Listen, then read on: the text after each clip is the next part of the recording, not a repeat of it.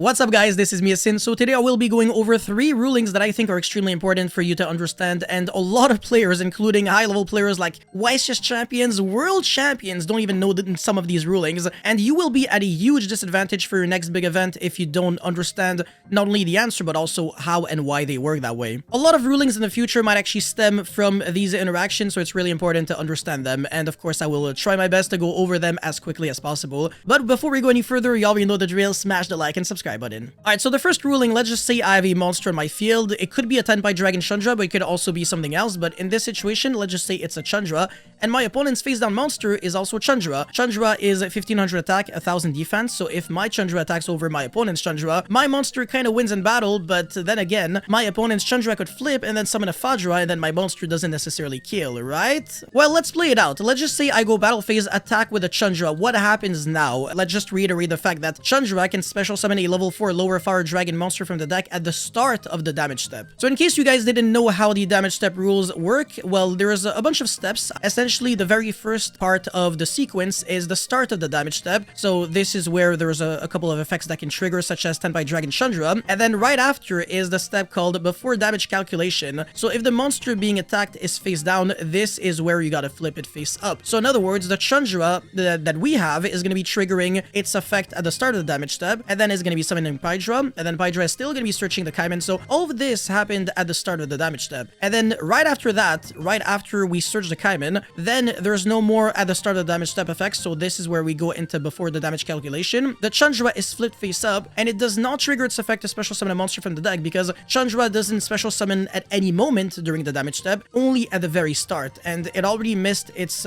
timing activation window in order to trigger, because again, it can only special summon a monster from the deck if it was already face up while it was being attacked. If it was face down, it is flipped face up one step too late. So unfortunately for your opponent, he will not be able to special summon a monster from the deck if this Chandra is face down and it is being attacked over. So yeah, it's kind of a complicated ruling if you didn't know the answer already. And by the way, there's another kind of, not really ruling in a way, but kind of, that I should still explain. Kaimen is also a very interesting card, because a lot of people don't really know how to really understand how it is really worded. But let's just say you've got a Kaimen and you use it on the main phase. You don't really have to declare whether you're searching level 4 lower fire dragon monster from your hand or special summon a fire dragon monster from your hand. Therefore, since it is not like triple tactic talent where you gotta actually state the affected activation, can you use Dominus Impulse or Dominus Purge in order to negate Kaimen? Some people say that you can only use Impulse or Purge on the battle phase, because on the battle phase it has the effect to do both in sequence. But the thing is, it's still a card that has the effect to do either to search a monster or special summon a monster. So it is always negatable by Dominus Purge or Dominus Impulse, because again, you do not have to declare which effect you are using at activation. This card is worded in a very unique way. Again, not like triple tactic talent where you have to activate one of the bullet point effects at activation. Okay, so this interaction is very interesting. I have a Hieratic Seal on my field and Dominus Impulse in my hand. Let's just say that my opponent plays a card that might actually play into my Dominus Impulse, so say the Chandra in hand effect. I'm gonna be negating the Chandra with Dominus Impulse. Can I actually chain a Hieratic Seal's effect to try to bounce back something? Well, some people say that you can't, because